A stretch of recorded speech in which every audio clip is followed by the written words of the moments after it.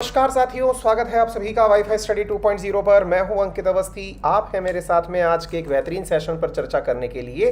विषय है, जैसा कि आपने कल रात के आरएनए में देखा होगा, हमने बताया था कि पाकिस्तान में इस समय पर organization of Islamic corporation that is OIC की बैठक चल रही है। उस बैठक में दुनिया भर के जो मुस्लिम राष्ट्र हैं वो उपस्थित हैं और उस उपस्थिति के साथ साथ वहाँ पर चीन को भी एज ए गेस्ट बुलाया गया है।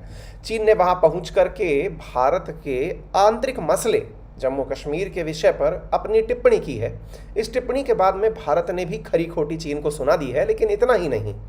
इसी बीच में 23 मार्च को मनाया गया है पाकिस्तान दिवस, और पाकिस्तान दिवस जो परेड है उसकी याद में एक प्रकार से अपनी तरह गणतंत्र दिवस को कॉपी करने की तरह से इन्होंने उस परेड में बुरहान वानी, जो कि एक कश्मीरी आतंकी था, और एक हुर्रियत नेता की तस्वीर लगाई है। ये पूरा मुद्दा क्या है, आइए इसे विस्तार से जानने की कोशिश करते हैं। आप सबको याद होगा कल ही के आरएनए के अंदर 23 मार्च के आरएनए में मैंने आपको बताया था कि यहाँ पर वांग ही जो है वो पहुँच चुके हैं ओआईसी की बैठक के अंदर।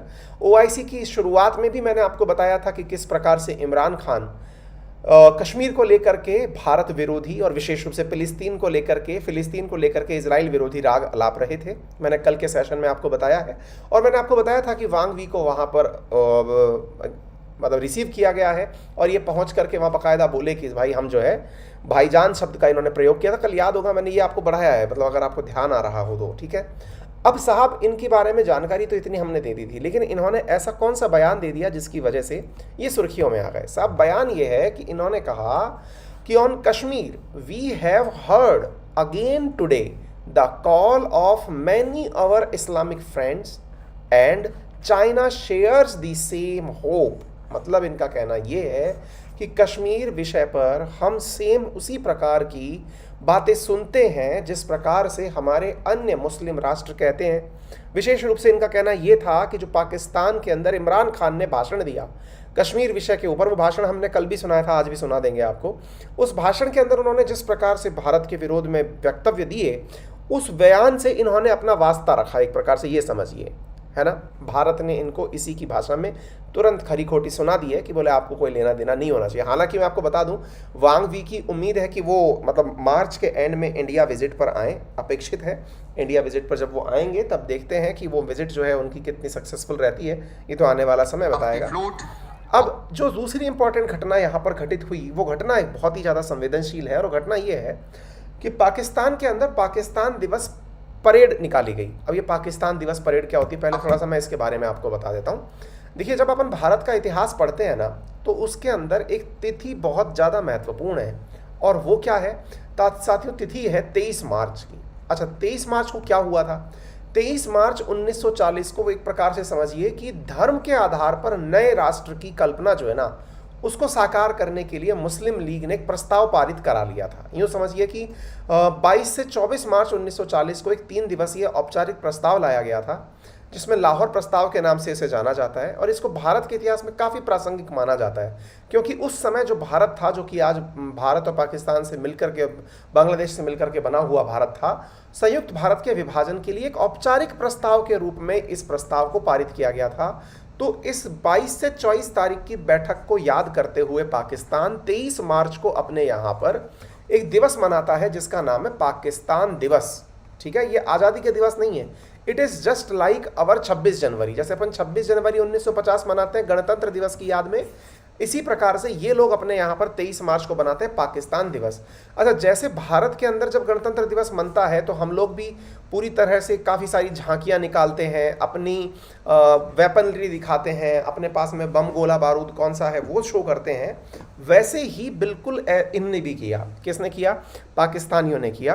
पाकिस्तानियों ने यहाँ पर लेकिन करते करते कारनामे में एक तगड़ा कारनामा कर दिया, और वो कारनामा ये था कि इन्होंने जम्मू कश्मीर की झांकी निकाली। इस बार जम्मू कश्मीर की झांकी निकाली, जिस पर कि पाकिस्तान का झंडा लगाया हुआ दिखाया, और जम्मू कश्मीर की झांकी में इन्होंने श्रीनगर के साथ साथ यहाँ की जो नीलम घाटी है वो, इसके साथ साथ बुरहान वानी, सैयद अली, ये सारे के सारे लोगों की तस्वीरें दिखाई गई। जरा एक बार के लिए इस वीडियो को आप जरूर देखें।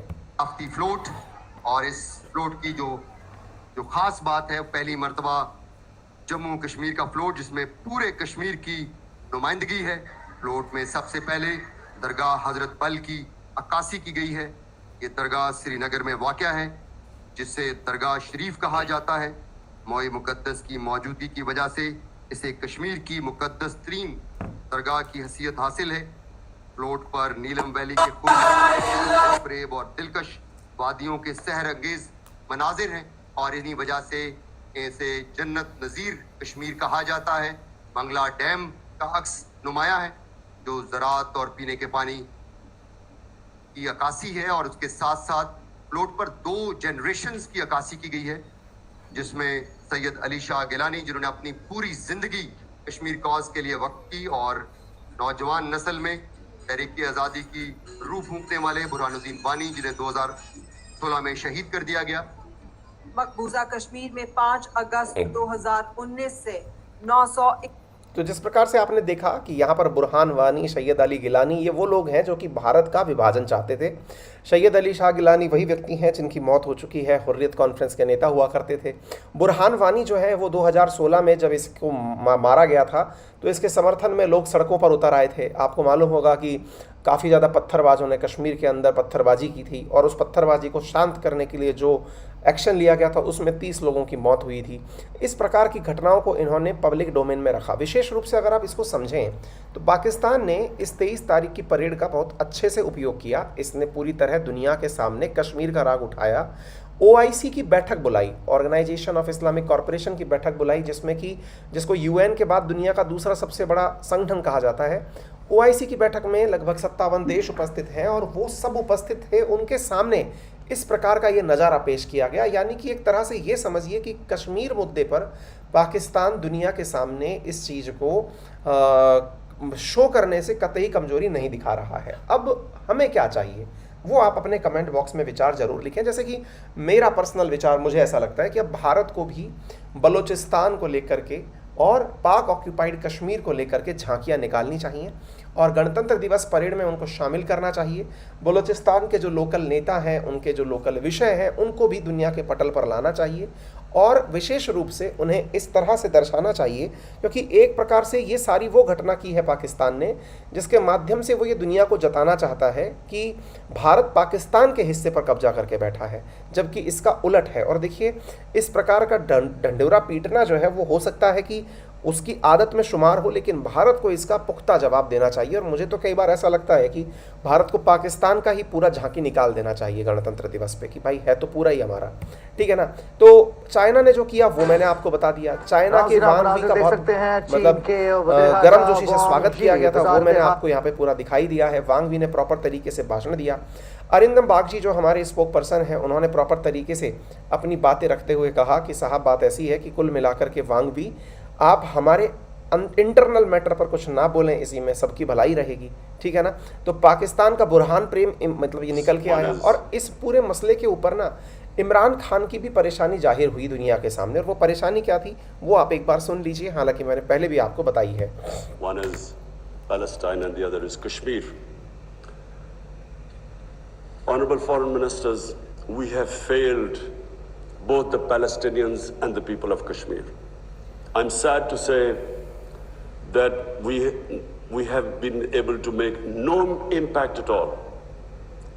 They don't take us seriously. मतलब इनका कहना ये है कि पाकिस्तान कश्मीर के मसले पर जो पाकिस्तान है वो किसी भी प्रकार से इम्पैक्ट क्रिएट करने में कामयाब नहीं रहा है। ये तो सच्चाई है, हालांकि लेकिन अब इंडिया को इम्पैक्ट क्रिएट करना चाहिए, यही समय की डिमांड है। इन्होंने पाकिस्तान दिवस परेड पर अपने सारे मित्रों को बुलाया, और उन मित्रों के अंदर ये तमाम तरह के जो राष्ट्राध्यक्ष हैं आपको दिख रहे हैं। इन राष्ट्राध्यक्षों में साथ साथ सेना भी दिख रही है, जिसमें सऊदी अरब के जो सोल्जर्स हैं वो पाकिस्तान दिवस पर परेड करते हुए दिखाई दे रहे हैं। ठीक इसी प्रकार से आप देखेंगे कि जो टर्की की सेना है वो भी यहाँ पर आपको वो करते हुए दिख रहे हैं, परेड करते हुए दिखाई दे रहे हैं, है ना। तो आपके सामने ये सारी की सारी, पाकिस्तान ने अपनी शाहीन 3 मिसाइल का भी यहाँ पर प्रदर्शन किया। एक प्रकार से पाकिस्तान ने पूरी तरह का वो काम करने का प्रयास किया जिससे कि दुनिया के पटल पर उसको कुछ ना कुछ रिकॉग्नाइज किया जा सके। फिलहाल के लिए इतना ही। यदि आपको यह जानकारी समझ में आई हो तो सेशन को ज़रूर शेयर करें और अपने सभी साथियों को एक मीम है हमारी टीम ने निकाल के लगाया है, और वो ये है कि वो कश्मीर दिख रहा है, हाँ दिख रहा है, बस देखते रहो दूर से, है ना। काफ़ी मायने रखता है। और पाकिस्तान में इस समय इमरान खान इतने ज़्यादा कश्मीर को लेकर के क्यों बयान कर रहे हैं? क्योंकि खुद उनकी सत्ता जो है वो जाने की कगार पर है, क्योंकि उनके खिलाफ पूरी तरह से नो कॉन्फिडेंस मोशन की तैयारी चल रही है। ऐसी स्थिति में जनमत को संग्रह करने के लिए वो कश्मीर वाले मुद्दे पर जितना ज़्यादा हो सकता है आम जन को एक करने का प्रयास कर रहे हैं। फिलहाल के लिए इतना ही। यदि आप चाहते हैं अनअकैडमी पर मेरे साथ जुड़कर पढ़ना, मेरा रेफरल कोड है अंकित10, जिसका यूज़ करके आप अनअकैडमी पर 10% डिस्काउंट प्राप्त कर सकते हैं। यूपीएससी में कोई भी कोर्स आप परचेज़ करें 10% डिस्काउंट के साथ साथ एक इम्पॉर्टेंट जानकारी ये भी जानें कि यूपीएससी के अंदर आप लोगों के लिए एक प्रॉपर तरीके से हमारे द्वारा कार्यक्रम चल रहा है, जिसमें कि 20% ऑफ आपको ऑफ़र किया जा रहा है। 27 तारीख को एक टेस्ट है जो फ्री टेस्ट है, आप उसमें पार्टिसिपेट कर सकते हैं। यूपीएससी टॉपर्स जो इस समय बनने वाले हैं, जो कि मेंस क्वालिफाई किए हैं, उनकी इंटरव्यू की प्रिपरेशन अनअकैडमी पर फ्री ऑफ कॉस्ट कराई जा रही है, जिसमें देश और दुनिया के टॉप जो मतलब प्रख्यात लोग हैं उनसे आपका इंटरव्यू पैनल बनाया जा रहा है। यूपीएससी प्रीलिम्स सीसेट की टेस्ट सीरीज़ हमारे द्वारा उपलब्ध की जा रही है। आइकॉनिक सब्सक्रिप्शन, जिसमें हम प्रॉपर तरीके से आपको मेंटरशिप देते हैं, वो आपको 0% EMI ऑप्शन के साथ भी उपलब्ध है। फिलहाल के लिए इतना ही। अपना ख्याल रखें।